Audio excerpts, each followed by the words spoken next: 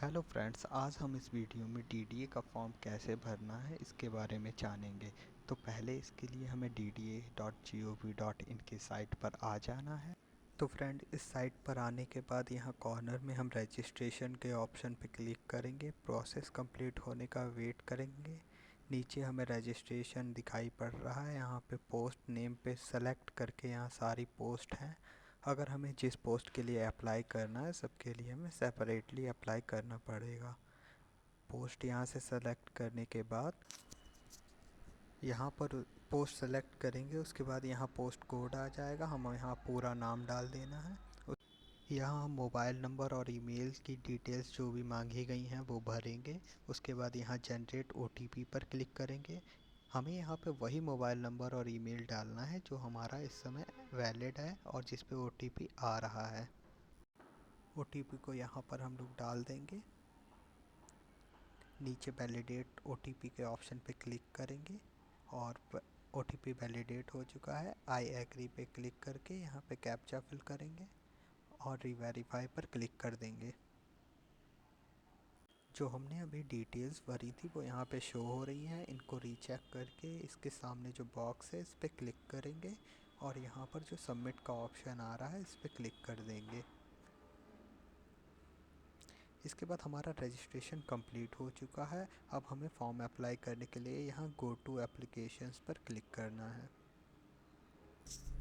इसके बाद ये प्रोसेस हो रही है, इसका हम वेट करेंगे। यहाँ पे ये ऑप्शंस दिखाई पड़ रहे हैं, हमें इन 4 स्टेप्स में फॉर्म को फिल करना है। यहाँ से जेंडर सेलेक्ट कर लेंगे। डेट ऑफ बर्थ इस कैलेंडर वाले ऑप्शन से सेलेक्ट करनी है हमको। यहाँ कैलकुलेट होके आ जाएगी अपने आप। नेशनलिटी को सेलेक्ट करें। उसके बाद रिजर्वेशन कैटेगरी यहाँ से सेलेक्ट कर लेनी है। अगर ओबीसी नॉन क्रीमी लेयर है तो उसका सर्टिफिकेट नंबर और डेट ऑफ इशू यहाँ पे डाल देंगे। इसके बारे में नोटिफिकेशन में लिखा हुआ है कि जो डेट ऑफ इशू है वो 1/4/2025 से 5/11/2025 के बीच में होनी चाहिए, तो इसे चेक कर लेंगे आप। जो कि सेंट्रल गवर्नमेंट फॉर्मेट में होनी चाहिए। अगर आप SC/ST से हैं तो इसकी डेट भी यहाँ पे दी गई है, 5/11/2025 के बाद का ही होना चाहिए। EWS के लिए भी यहाँ पे डेट दी गई 1/4/2025 से 5/11/2025 के बीच में।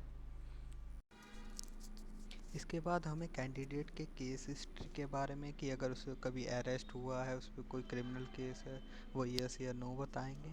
यहाँ पे फादर नेम, यहाँ पे मदर नेम और मैरिटल स्टेटस जो भी है, रिलीजियन जो भी है वो फिल करेंगे। मोबाइल नंबर आपका वहीं से पहले से ही फिल हो चुका है। अब हम यहाँ से टेस्ट सिटी जो भी है हम वो सेलेक्ट कर लेंगे। उसके बाद पर्सन विद बेंचमार्क डिटेल्स देंगे। डिसेबिलिटी है अगर कोई सी भी आपको, उसके बारे में डिटेल्स जो भी मांगी गई हैं वो यहाँ सेलेक्ट कर देंगे।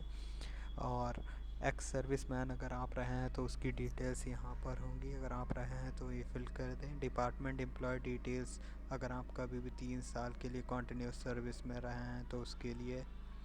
बैंक डिटेल्स आएंगी यहाँ पे, जो भी नेम ऑफ अकाउंट है, बैंक नेम है, bank branch, bank account number, bank IFSC code, ये सारी डिटेल्स आपको बैंक की फर्स्ट पेज पर ही मिल जाएंगी। इसके बाद यहाँ सेव एंड नेक्स्ट वाले ऑप्शन पर क्लिक करेंगे। यहाँ पे एड्रेस जो मांगा गया है वो फिल कर देंगे। यहाँ से करंट कंट्री सेलेक्ट करेंगे, स्टेट सेलेक्ट करेंगे, सिटी, डिस्ट्रिक्ट, पिन कोड जो भी है वो भर देंगे।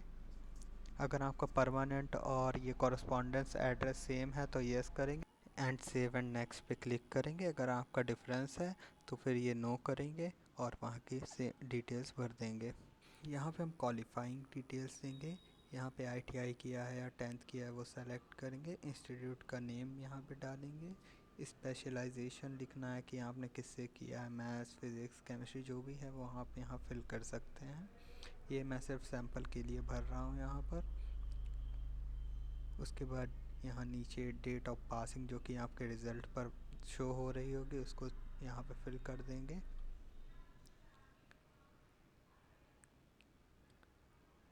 कि अगर आपको परसेंट मिले हैं तो परसेंटेज, अगर CGPA में है तो CGPA सेलेक्ट करके यहाँ ऑब्टेन्ड और टोटल कितना था और कैलकुलेट होकर यहाँ पे वो आ जाएगा।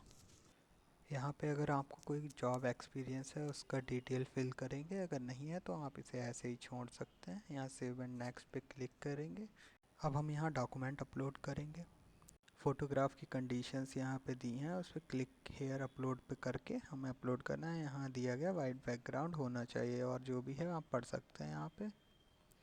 उसके बाद ये सिग्नेचर है, इसकी कंडीशंस दी गई हैं। जो फ़ोटो है वो हमें यहाँ से 100 KB एंड 200 KB के बीच का होना चाहिए। यहाँ हम इसेंशियल क्वालिफ़िकेशंस देंगे, जैसे कि 10th 12th ITI जो भी किया है उसका फ़ोटो यहाँ से अपलोड कर देंगे। इसका साइज़ देख लेंगे, 100 to 1 MB होना चाहिए। एक्सपीरियंस अगर सर्टिफिकेट है तो वो अपलोड करेंगे। कास्ट सर्टिफिकेट अपलोड करेंगे। क्लिक हेयर टू अपलोड पर क्लिक करेंगे, यहाँ से सेलेक्ट करेंगे और फिर हम अपलोड कर देंगे। सारी चीज़ों को हम व्यू भी कर सकते हैं यहाँ ऑप्शन की वजह से, जो भी हमने सबमिट किया है। यहाँ पे हमें फ़ोटो स्कैन करके अपलोड नहीं करना है, हमें यहाँ लाइव फ़ोटो लेना है। इसके लिए हम यहाँ पे जो ऑप्शन है इस पर क्लिक करेंगे और हमारे स्क्रीन पे ऐसे आ जाएगा ब्लैंक स्क्रीन। यहाँ पे हम कैमरा का जो परमिशन है वो अलाउ करके यहाँ से क्लिक करके अपलोड कर देंगे और हमारा ये फॉर्म की डिटेल्स अपलोड हो जाएंगी। इसके बाद फ्रेंड्स यहाँ पे ये फ़ीस दी गई है, ऑनलाइन हम पे कर देंगे और ये सारी जो भी कंडीशंस हैं इसको एग्री करके नीचे कैप्चर दिया गया है इसको यहाँ फिल करेंगे।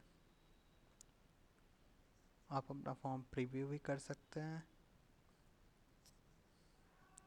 सारी डिटेल्स अगर सही हैं तो आप यहाँ पे सबमिट कर देंगे। उसके बाद यहाँ पे आप जिस ऑनलाइन प्लेटफॉर्म से उस फीस को कटाना चाहते हैं वो सेलेक्ट करेंगे। QR कोड से अगर आप देना चाहते हो QR कोड से कटवा सकते हैं, या स्कैन करके आप फीस को सबमिट कर सकते हैं।